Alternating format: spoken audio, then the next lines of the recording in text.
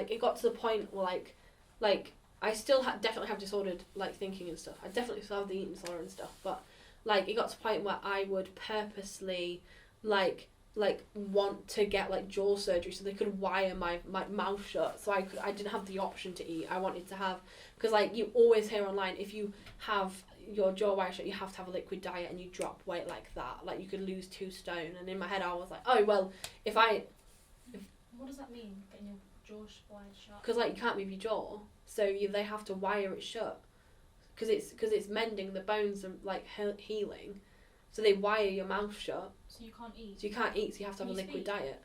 No. And there's people out there that want that done. I wanted that, yeah. You wanted the ability. You wanted to not eat. You wanted to be skinny to the point where you wanted to have surgery. I would have done anything to be skinny, like, anything. My name's Shannon, I'm 23 and I do psychology as a master's here at Lincoln. I'm Eleanor. I study interior architecture and design at the University of Lincoln. I'm Daisy Smith, I'm 22 years old. I'm in my 3rd year of psychology undergraduate degree. Real name is Malin Kihlberg. I live in Linköping in Sweden and I'm 30 years old. I'm Christina, I'm 22 and I'm a student at the University of Lincoln studying media production. At the time I didn't know, it wasn't till one of my friends who had an eating disorder, she started noticing traits of it in me. I've put photos of, like, I've got to this point, I'm really happy, and people are like, yeah, you're doing great, and then other people are like, well, you still got a bit further to go. But I was recovering before TikTok and things like that, and I think now, if I was recovering now from how I was, it would be a lot worse.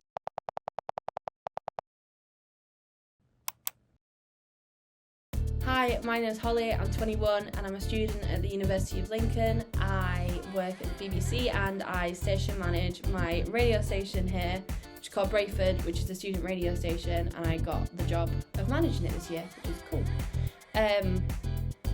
Yeah, in my spare time, I like to watch anime, I like to collect things like vinyls and manga and anime figures and Minecraft stuff because I'm a nerd. But I decided to make this documentary, one, because it's a university project, but 2, it's something that I felt was really important.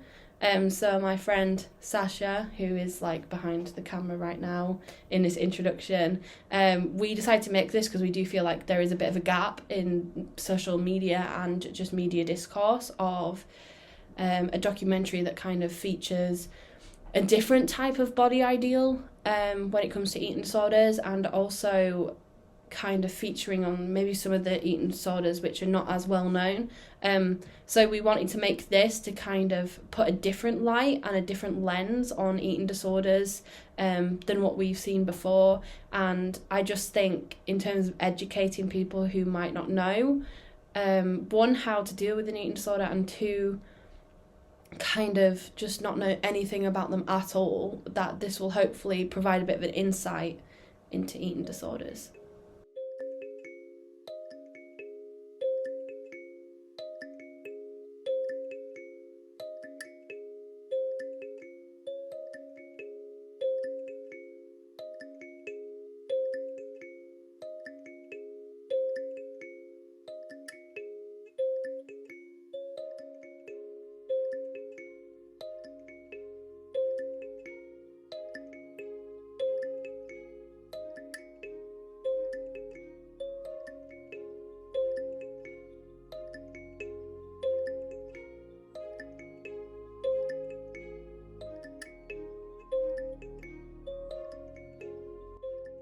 So my eating disorder is called OSFED.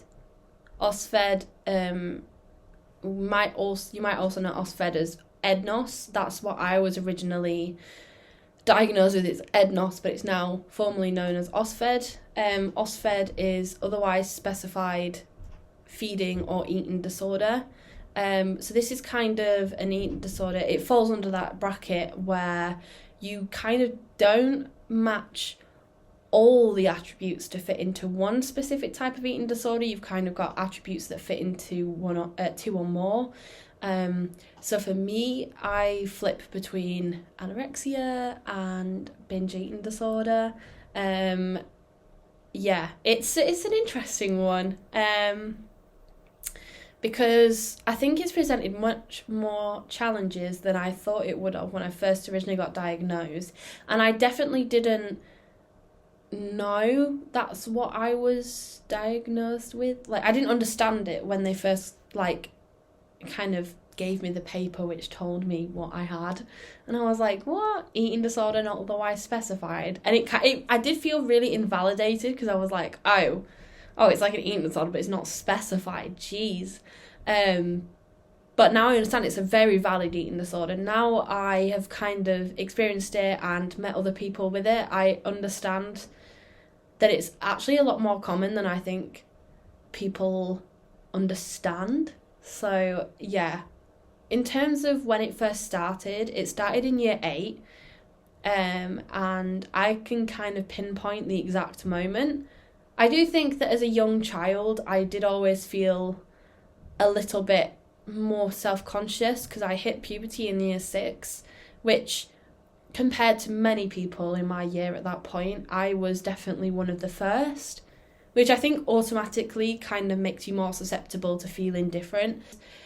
As a child, I was always slim. I was probably a healthy weight. I mean, I did lots of sports when I was younger. I was in like almost all the sports club in primary school because I just loved it. I love sports.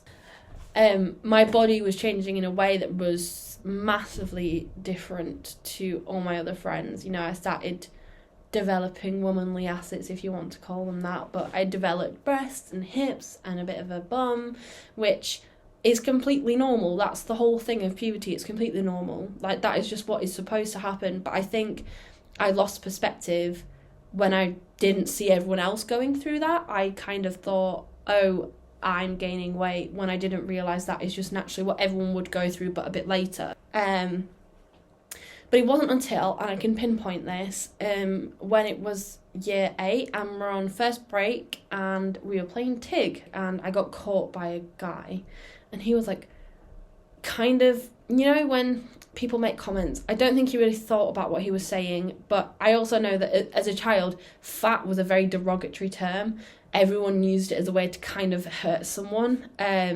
So when I got caught, he was like, oh, Holly, you're so fat. And then it was like an echo chamber.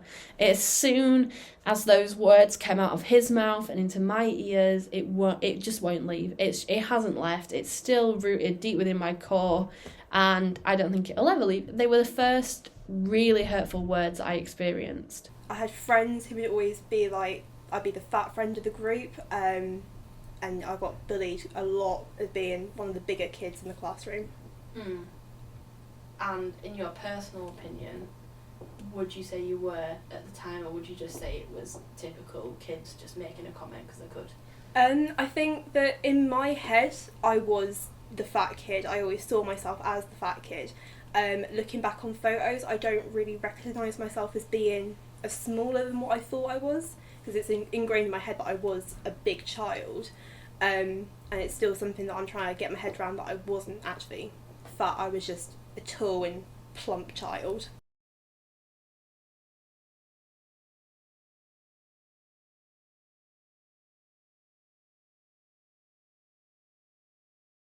I'm Dr. Camilla Irvin. I am a lecturer in body image and eating disorders at the School of Psychology. I specialise particularly in perceptual body image, so this is the kind of picture of ourselves we have in our mind and how we see our bodies. I also run a specialist module on body image and eating disorders for our third years as an elective module. I supervise undergraduate students, master's students, PhD students in different research projects. And currently I'm trying to develop a new course, hopefully that the med school will pick up on eating disorders as well. Wow. So you're very busy then? Very. Very busy. This is a tenth of what I do. Wow. That's good. So what would you say from yourself is like, what would you say like an eating disorder is? What is an eating disorder is a situation where a person is employing strategies to change the shape of their body or the looks of their body, or the ways in which they are eating or purging or restricting food, as a way of really, when you dig deep down into it, to cope with something else. So what we find is that people with eating disorders, it's not that 100% of it is that they don't like the way the body looks. It could be that simply the way the body looks is something that's within their control, and they are dealing with some unresolved issues, some unconscious issues, or some other problems or trauma or something else. So it's basically like a coping mechanism. It's a way of having control. It's a way of addressing basically psychological distress. Right at the very beginning, I've now learned through therapy that I wanted control. I was going through a very difficult time at home. I was from quite an abusive household, and there wasn't a lot of control in my life. So when I was 11, that's what started it all off, and it's some comments that were made at home as well, calling me like the human dustbin and things like that, because I'd never stop eating.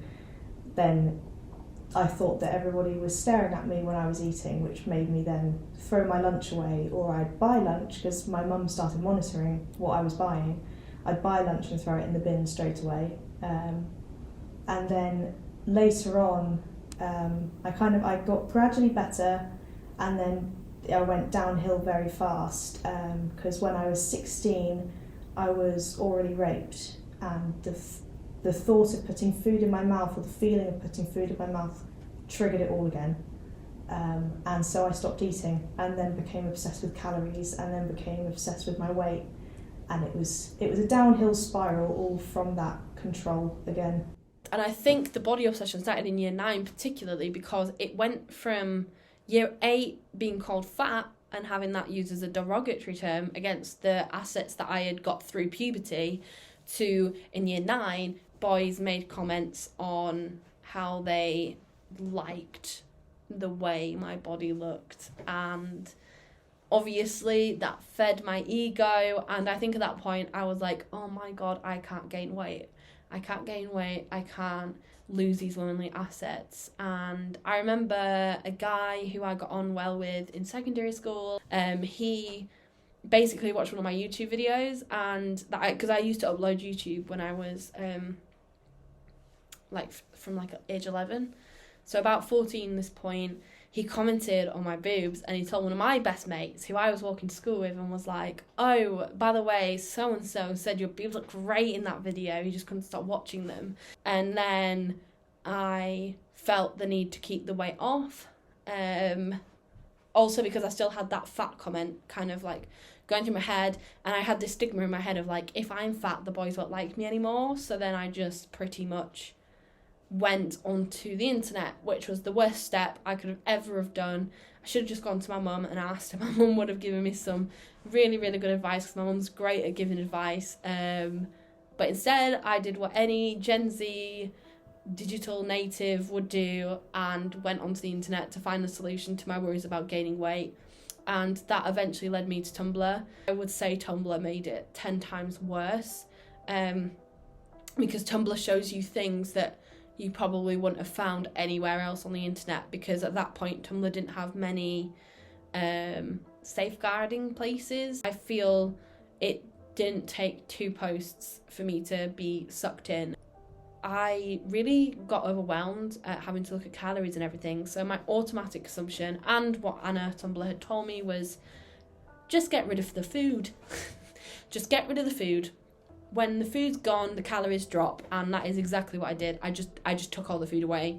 So what sort of things did you use to kind of like see on Tumblr? What sort of things did you interact with? Tumblr was, like, thinking about it now, it's like unbelievable the sort of stuff that you came across and how it was so accessible. Like, I was 13, 14, 15 when I really heavily used it, and I literally just had to type in Anna and it was all there, obviously now they've put like a, oh, do you want to see these search results, or do you need help? But you still just have to say, yeah, show me anyway. Do you know what I mean? Like, and you can still find it. And it got to the point where I was in competition with girls online who I didn't even know. And it got to the point where you could see people posting about, they know they haven't done enough if they're not in hospital. And like, that's when I knew that I wasn't taking it seriously enough. And because I then was like, oh, I felt invalidated, which is stupid because it's something you shouldn't feel invalidated about. But I then was like, I'm not bad enough, and then I made myself worse. I have spoken to people with anorexia who, in the course of my research, who, for example, said, my goal was to lose enough weight to lose my period, or to be hospitalized, or to start fainting. So they create like their own criteria that are quite shocking. You know, most people don't walk around thinking that I would like that. But for them, it's like, that makes me a good anorexic. Yes. That makes me worthy of attention. And you have to remember that, again, a lot of these sort of like attitudes and feelings, they're not conscious. It's not like they're sitting there going, unless I can do this, I don't know, unless I can faint on a daily basis, it's not that bad. So there's this thing on Tumblr which I didn't know existed called an Anna Buddy, and Anna Buddies are basically someone you don't know, but you have similar goals, similar heights, similar weights, and you kind of push each other to the extreme and kind of keep each other going. And it was something that I didn't really want to like, it's something I never had interest in until I started seeing that, oh, well, maybe I'm not bad enough. So I want a Anna Buddy who's gonna force me to be bad enough and force me to commit to it. Because, you know, even when I was going through that stage of barely eating anything, I would still sometimes go out and eat and have a normal day. But I wanted to, where I was like, well, if I have these normal days, that's not good enough. That's not good enough. I failed. I need to be worse. So this girl would like message me on Tumblr, like mean spo and fat spo.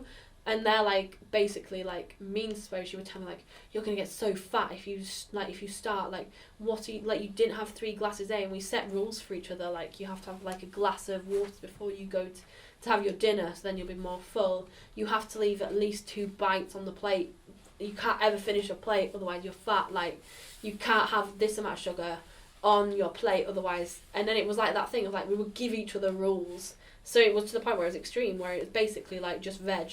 But like, obviously I didn't follow it because I just couldn't. It was too strict. And it would be like, we'd have to give like daily reports of like how much we worked out, how many calories we ate, like how, you know, and then kind of do like the deficit of how many calories we burned versus how many we ate. And it got to the point where like I was eating very minimal and then kind of being like, right, so I've eaten 300 calories today, well, I need to burn off 1,000. If you look at any theoretical model we have and at any of the evidence that we have for how eating disorders and body image develop, and not just for people with eating disorders, so this basically applies to everybody.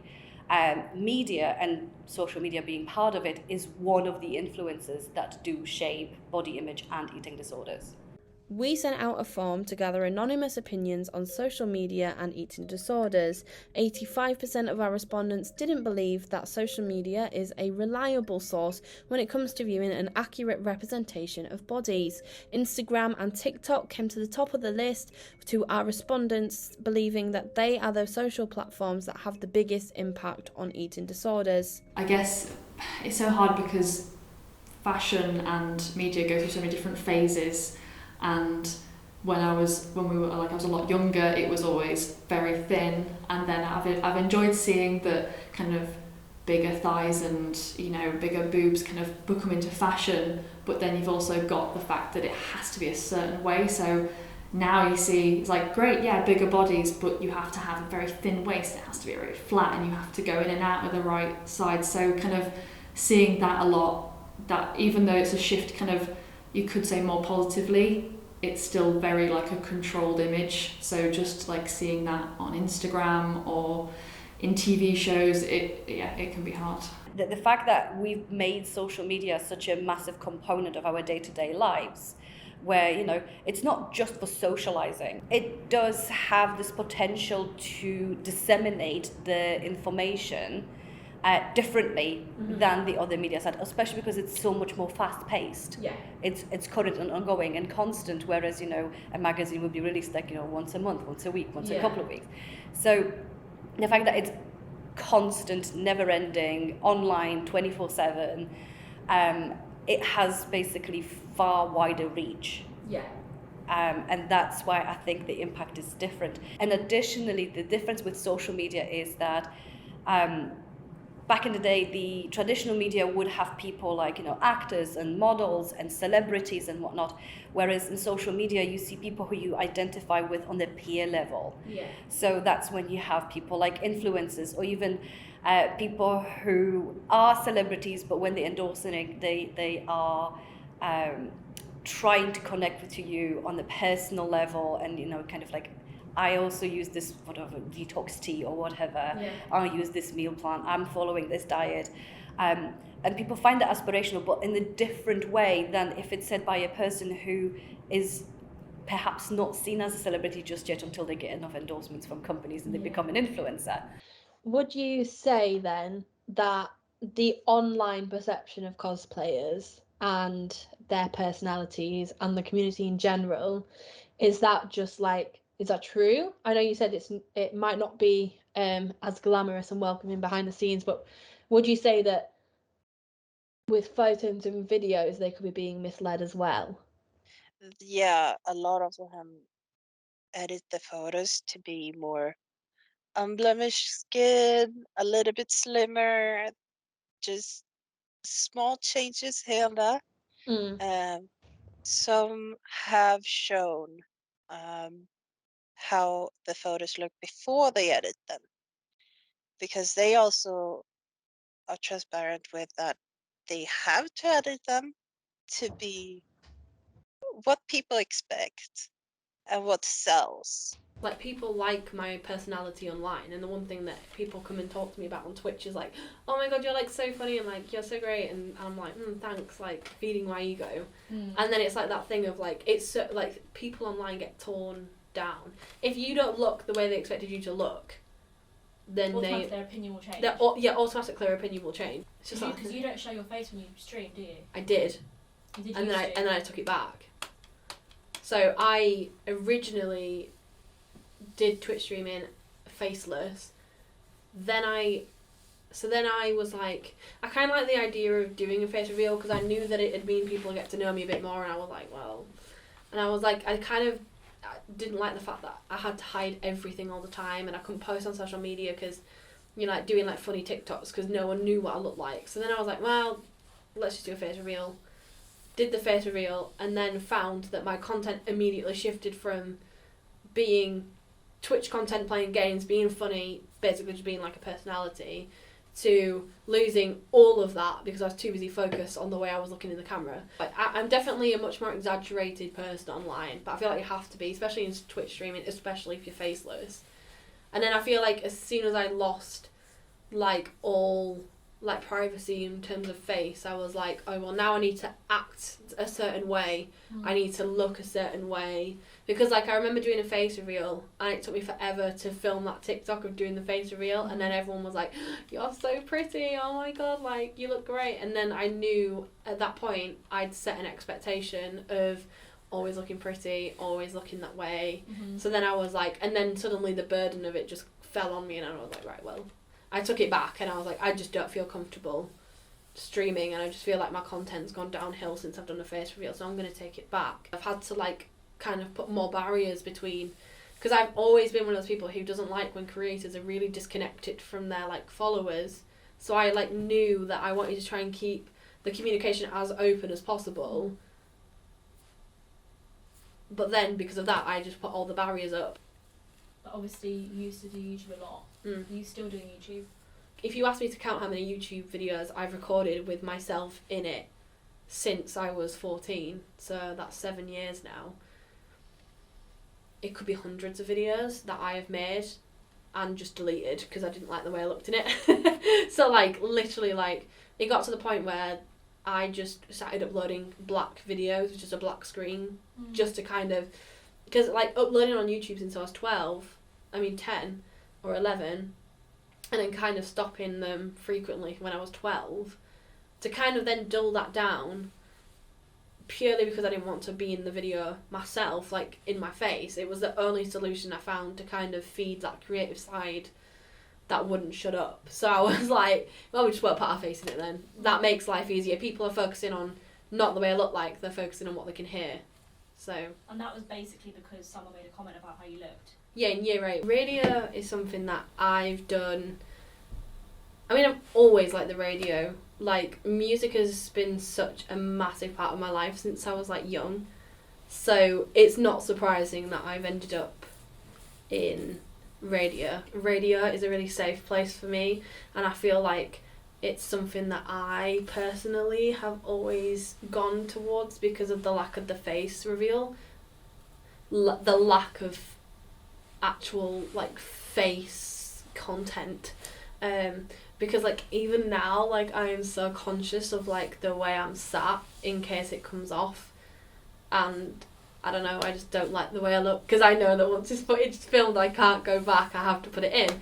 So, obviously, because, yeah, I can't film this twice. And I think that's something with radio that I always liked, was I could not have to worry about the way I looked when I was doing something I loved. I think one of the main reasons I enjoy radio so much is I can do what I want to do on camera, but without the worry and the constant stress of how I look, because I feel like that is just a massive thing to me. Is, you know, like, I used to do YouTube as a young age, and I did Twitch. I started doing Twitch about a year ago, and the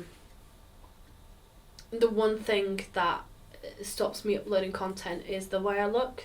And it's sad because, you know, when I was younger, I used to do all these video stars, like crazy music videos with all my friends, and they would be so fun, and I would have the time of my life making them. And then it just seems, as soon as I started getting body conscious, that I just stopped uploading on YouTube, and I completely went faceless when I decided actually I did want to keep posting, so I kept going, and yeah, I just went faceless. And considering my past content when I was 12 was making video stars with me in them and making music videos, it was a really hard thing to kind of dull down that passion for making things, because of the fact I just didn't want to be in pictures. And I mean, it's different. My eating disorders, I think, come from the lack of control, and I do think that social media gives me a certain control, but one thing I cannot control is people's perceptions, and that is something that I struggle with the most, is not being able to change the way I am perceived by other people. You know, I want to be liked by everyone, I want everyone to think I'm pretty, I want everyone just to think, you know, like when you're looking like those like American shows and everyone's like, oh, she's so nice, she's so pretty, like, oh, she's such a good person. I want to be perceived like that, but I struggle with the lack of control. But that is something I am like slowly working on, is wanting my own perception of myself to be like that rather than seeking out external validation.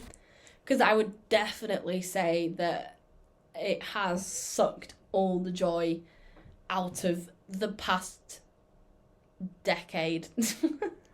I know that sounds really depressing, but being so hyper-fixated on the way I look for the past 10 years, it's been so draining. I am just ready.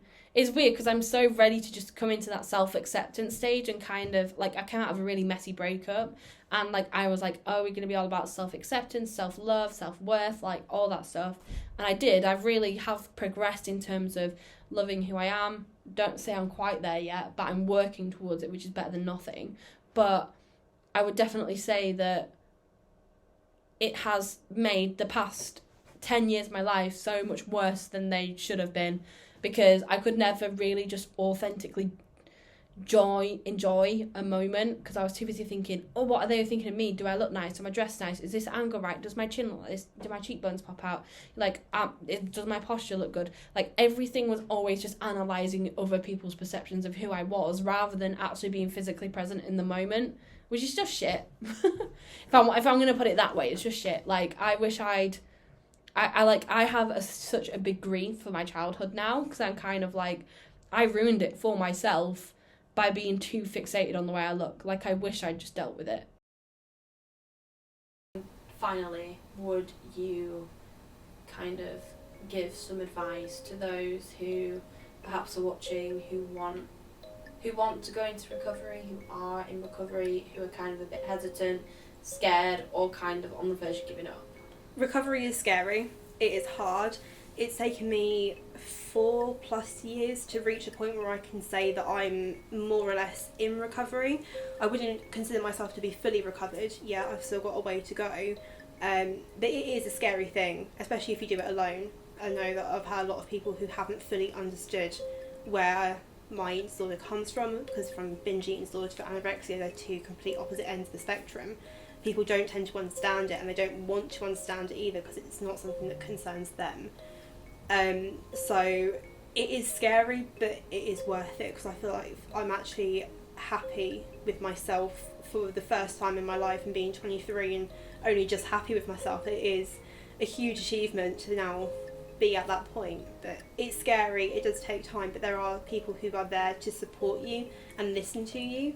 If you've got friends who want to help, talk to them, tell them how things would help you. If you are triggered by seeing calorie content, ask someone that you trust to take the calories off, or scribble over it on a packet or something like that. Anything that would help you. It's not stupid at all. If it helps you, it helps you. There's no right or wrong answer for recovery. Recovery isn't what the internet makes it out to be. I don't believe that when people say they're fully recovered, I don't think it means what people think that it means. I think social media kind of gives off the discourse that if you're fully recovered, you don't suffer with it at all. I do think that it takes a while to get out of that mindset, but I think fully recovered means if they get that thought, then they can combat it and kind of get rid of it. But in terms of recovery, I think it's possible. Like, it is hard, like, to, like, obviously, but you can get better. Like, you just got, it's your mindset, because I was not in a good mindset. Then when I started putting myself in a good mindset, thinking, oh, food is fuel, that's when I was like, I need to eat this food to be able to lift more and stuff. And I got into that mindset, and that made me like, I need to eat. So I got better just through like having a good mindset and knowing I could eat food and not feel bad about it. Just keep going.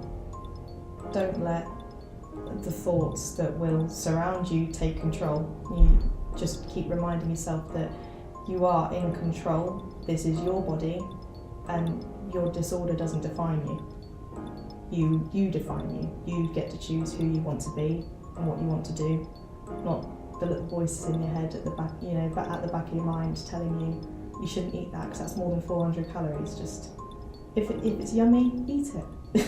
Enjoy it. Do what you want. Yeah. I believe that this documentary will hopefully educate people on some of the harmful stuff that social media can portray.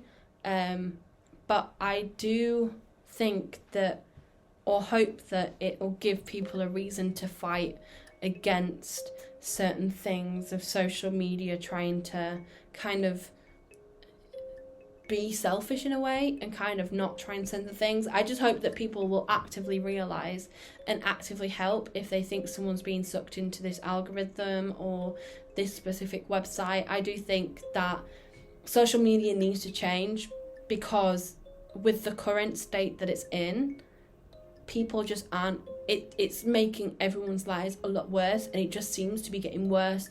Celebrities are photoshopping, people normally are photoshopping, filters that alter your face are coming on the internet now, and I just think that the more and more we kind of accept and allow social media to promote these unhealthy filters and ideologies, that it's never going to get better, and it's just going to influence how many eating disorders are being diagnosed. It's going to influence the way that body image is perceived by young impressionable girls, because unfortunately, being raised in the era of social media, we are taught to believe what we see. So I just feel like if we let it continue in the path that it's on, that it's never going to get better. It's only going to get worse.